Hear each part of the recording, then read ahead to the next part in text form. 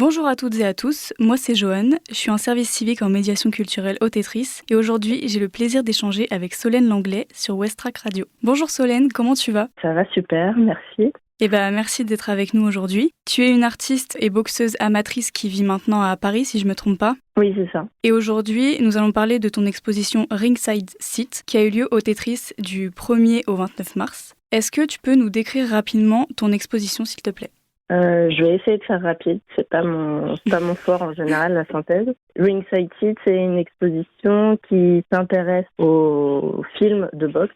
Okay. De boxe anglaise à travers 3 personnages, le boxeur, la card girl. Les card girls sont des personnages féminins qui, dans le combat réel et aussi dans les films, annoncent le round à venir avec un panneau. Et le 3e personnage, c'est le public. Et ces 3 personnages-là apparaissent à travers différentes pièces qui sont soit des images, des objets, des gestes que j'emprunte à des films de boxe, à des combats télévisuels, pour les présenter dans l'exposition sous diverses formes. Ok, super. Merci beaucoup pour ton explication. Donc, je voulais te demander comment tu traduis Ringside Seat, qui est le nom de ton exposition. Littéralement, ça désigne les places du public qui sont au bord du ring pendant les combats. C'est une expression qu'on pourrait traduire par aux premières loges. Ok. Comment est née justement l'idée de ce projet ?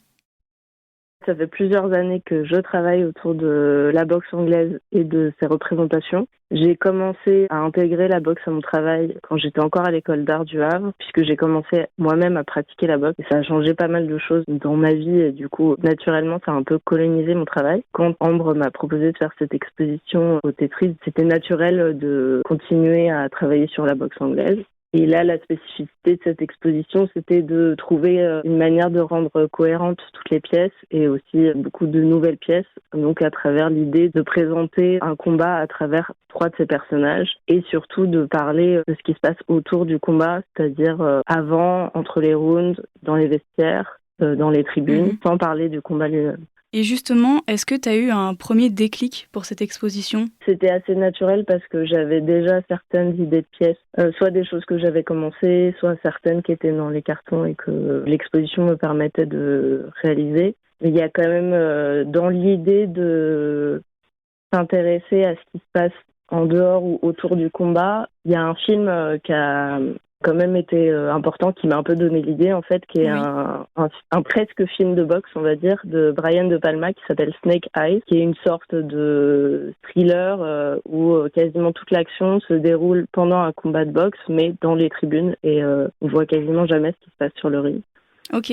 Donc c'est un peu comme ton exposition justement. Oui, cet angle-là m'avait intéressée. Je me suis dit que c'était chouette à exploiter dans le cadre de cette exposition. Donc justement, comme on a vu tout à l'heure, dans ton exposition, tu présentes 3 figures, donc le boxeur, la card girl et le public. On a vu que les card girls occupent un rôle très important dans le monde de la boxe. Comment est-ce que tu as choisi de les représenter dans Ringside Seat et quel message tu souhaites faire passer à travers elles ? Je me suis intéressée aux card girls parce que ce sont, à part quelques exceptions, les seuls personnages féminins qui sont autorisés à monter sur le ring. Mais elles ne combattent pas, elles montent à la minute de repos pour indiquer avec un grand panneau peint quel round est à venir. Et c'est des personnages qui sont hyper sexualisés. Le ring, c'est un espace de très haute visibilité et la visibilité pour les femmes en général, enfin les personnages féminins ou assignés femmes, la visibilité va avec une forme de sexualisation très souvent et là c'est le cas aussi.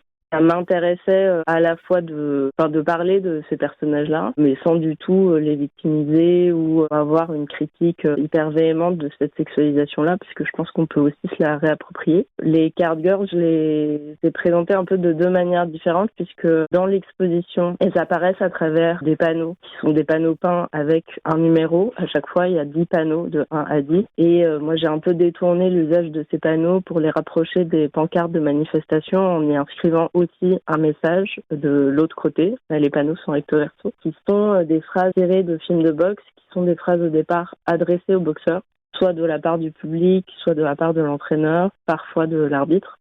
C'est des phrases que j'ai choisies pour leur ambiguïté dans l'adresse. À partir du moment où c'est les card girls qui les tiennent et qui énoncent ces phrases, elles peuvent aussi s'adresser au public, peut-être aussi au public, parfois au public féminin, un peu comme une manière de réfléchir à leurs conditions, ou au public masculin comme une menace, un message un peu misandre aussi dans cette suite de phrases. Donc ça, c'est la manière dont les card girls apparaissent dans l'exposition. Mais le soir du vernissage, j'ai fait une performance où j'ai moi-même incarné une card girl en défilant avec ces panneaux Oui, tout à fait. que j'ai installés dans l'exposition au fur et à mesure. On reviendra justement sur ta performance pendant le vernissage tout à l'heure parce que j'ai quelques questions à te poser aussi dessus. Pour continuer sur les personnages, tu évoques aussi des coups fantômes et des boxeurs sans corps. Donc il faut savoir que dans l'exposition, il y avait 2 shorts au milieu qui étaient remplis d'air, on va dire. Ils étaient habités sans qu'il y ait de vrai corps à l'intérieur. Donc est-ce que tu peux nous en dire plus sur ces absences justement des boxeurs et ce qu'elles signifient ? Enfin, en fait, la notion d'absence, elle est apparue à partir du moment où j'ai dû réfléchir à la manière dont j'allais présenter ces shorts-là. Il y en a un des deux que j'avais déjà exposé lors d'une exposition collective au lieu, qui est un atelier auquel j'appartenais avant WAP. Plutôt que de poser le short, il m'a semblé plus intéressant à ce moment-là de le suspendre et du coup, très très vite, ça donnait cette impression qu'il était porté ou habité. Je sais pas tellement quoi dire sur cette absence-là en particulier. Ce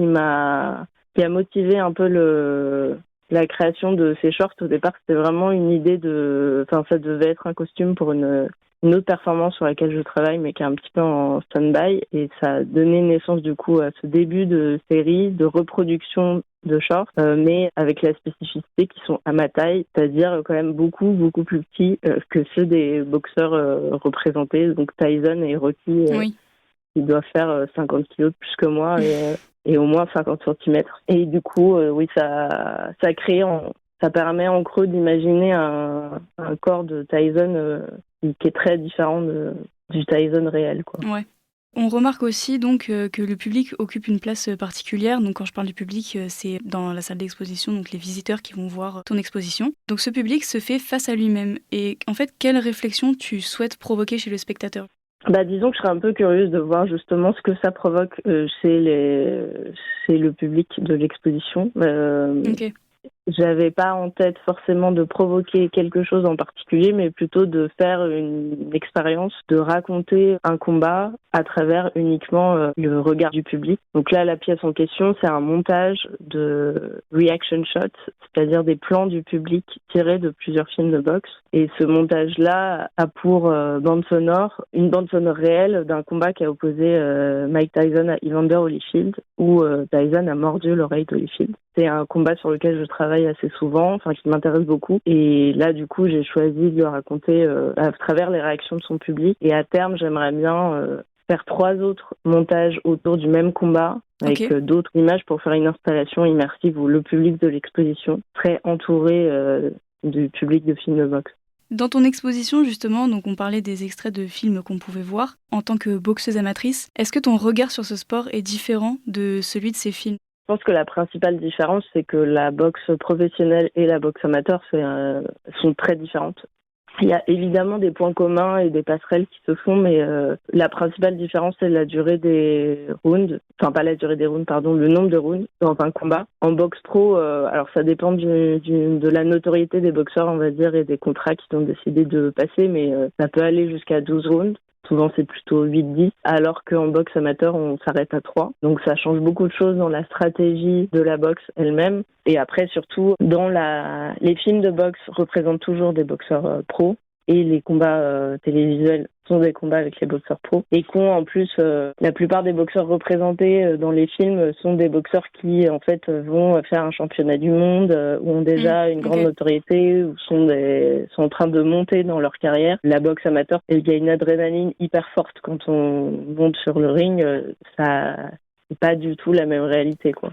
Quelle technique ou médium tu as utilisé pour tes œuvres ? Dans l'exposition, il y a plusieurs objets. Il y a des shorts de boxe, comme on l'a dit, donc sont cousus et brodés. Il y a aussi des panneaux en bois peint avec de l'acrylique, mais c'est du texte. Il y a une notion de mise en page aussi dans ces panneaux-là. Il y a du montage vidéo et il y a du texte aussi, pas mal. Et dans une des vidéos, il y a aussi un travail de geste ou de performance, puisque c'est moi qui apparaît sur la vidéo et qui reproduit les gestes de Tyson lors de son combat contre Holyfield. Et justement, donc pendant la création de tes pièces, est-ce que tu as rencontré des difficultés ou même pendant le montage de l'exposition, justement ? Alors, le montage, pas du tout, parce que j'étais hyper bien accompagnée par l'équipe du Tetris. Donc c'était même beaucoup plus simple que ça à quoi je m'attendais, parce que je pensais devoir gérer certaines choses techniquement que je savais pas forcément faire. Et en fait, j'étais pas juste aidée, j'étais vraiment plus que... Enfin, il y a beaucoup de choses que les techniciennes du Tetris ont fait pour moi, donc ça c'était super. Et je les en remercie, chaleureusement. Par contre, pendant l'élaboration et la création des pièces en elles-mêmes, là, en effet, c'était un peu plus complexe. Alors, c'était pas forcément tant en termes techniques, même si, pour ce qui concerne les shorts, par exemple, j'ai un peu appris à coudre en les faisant, donc forcément, il y a eu des ratés. Sinon, il n'y avait pas tant de difficultés techniques que vraiment une question de temps qui rentre en jeu. Les panneaux, par exemple, ils sont peints recto verso et j'essaie de les peindre de la manière la plus précise possible, et du coup c'est vraiment très très très très long à peindre, beaucoup plus que ce que j'avais envisagé au départ. Et aussi j'ai eu quand même quelques petites galères avec le montage vidéo du public. Enfin là pour le coup c'était les capacités de mon ordinateur qui n'étaient pas tout à fait suffisantes, donc il a fallu bricoler un petit peu quoi. Donc dans ton exposition, est-ce qu'il y a une œuvre ou un élément de l'exposition qui te tient particulièrement à cœur, une œuvre préférée par exemple? Préférée, je sais pas, en général je préfère toujours les dernières pièces parce que c'est celles qui m'ont lassé le moins. Il y a une pièce qui est en commun avec un autre artiste qui s'appelle Valdo Savoie, qu'on avait déjà exploité par ailleurs. C'est une très longue bande de boxe, un bandage, c'est ce qu'on met sous les gants, enfin sur les mains, sous les gants pour protéger nos mains quand on boxe. C'est une bande imprimée d'un texte qui est en fait la transcription d'une conversation WhatsApp de notre club quand on habitait au Havre, la Don't Panic Team. Cette conversation, c'est une conversation lors d'un soir de compétition pour certaines des boxeuses qui étaient parties en compétition. Les autres du club qui pouvaient pas venir se tenaient un peu au courant et envoyaient des encouragements via le groupe WhatsApp. Et du coup, il y a quand même il y a une dimension un peu plus personnelle, on va dire, carrément. dans cette pièce-là. Et puis, c'est cool d'inviter d'une certaine manière la Don't Panic dans une expo Havre, quoi. Maintenant, parlons de ton exposition globalement. On va revenir à ton intervention pendant le vernissage, justement. Comment tu l'as ressenti, cette performance, et est-ce que tu as eu des retours? Elle s'est déroulée à peu près comme j'avais prévu, donc ça, c'est chouette, parce que c'est pas toujours le cas. Pour décrire la performance très rapidement, moi, j'incarnais une card girl, donc j'étais habillée comme telle, à savoir avec des hauts talons, un mini short et un crop top.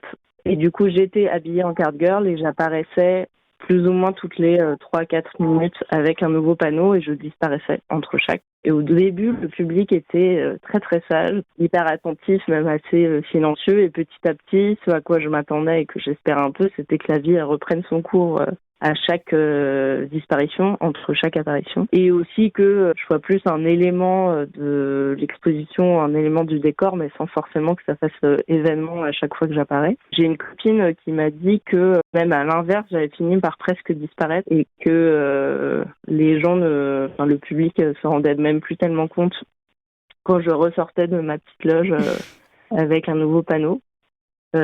Et puis progressivement aussi le public est passé de l'espace d'exposition à l'espace du buffet, ce qui est habituel en vernissage. Et du coup l'espace d'exposition est devenu se vidant petit à petit, elle devenait habitée quasiment plus que par moi, donc ça faisait de plus en plus office de scène, alors qu'au début il n'y avait pas d'idée de scission d'espace distinct entre le public et moi, quoi. J'étais vraiment au milieu du public. Donc j'ai quand même dû réajuster un petit peu sur la fin, où j'ai passé un peu plus de temps devant l'espace d'exposition que dedans par rapport à ce que j'avais prévu. Mais oui, ça s'est déroulé comme ça. Et moi j'étais assez contente de comment ça s'est passé. Pas eu beaucoup de retours sur cette performance en particulier. C'est toujours compliqué d'avoir des retours. Pendant un vernissage, les gens complimentent, mais ça s'arrête à peu près à ça, quoi. Est-ce que c'est une étape dans un travail plus large sur la boxe et ses représentations? Et est-ce que tu as d'autres projets en lien avec ce sujet-là? Oui, c'est une étape dans le sens où je continue à travailler sur ces thématiques-là. Et là, le prochain projet qui est en cours, j'ai reçu une invitation de carte blanche à participer à une revue d'art contemporain normande qui s'appelle Insert, qui est dirigée par l'association RL13bis qui accompagne beaucoup de jeunes artistes. Je vais fournir des images pour la revue. Et cette fois-ci, je vais travailler autour des affiches de boxe en ayant un travail plutôt graphique et presque pictural autour de ces affiches et aussi en reproduisant certaines d'entre elles sous forme de drapeaux en satin. Donc ça, c'est le prochain projet qui est en cours et que je suis en train de terminer. Eh ben, je pense qu'on va pouvoir s'arrêter là. Merci beaucoup Solène pour cet échange et pour nous avoir plongé dans l'univers de Ringside City. Ton regard sur la boxe et ses représentations apporte une réflexion vraiment passionnante, je trouve, sur ce sport et sur les rôles qui l'entourent. Et maintenant, je voulais te demander où est-ce qu'on pouvait te retrouver sur les réseaux sociaux pour suivre ton travail. Sur Instagram pour le moment, donc c'est mon prénom et mon nom, Solène.Langlais. Voilà, juste sur Instagram. Ok, super. Merci encore et à bientôt sur West Track.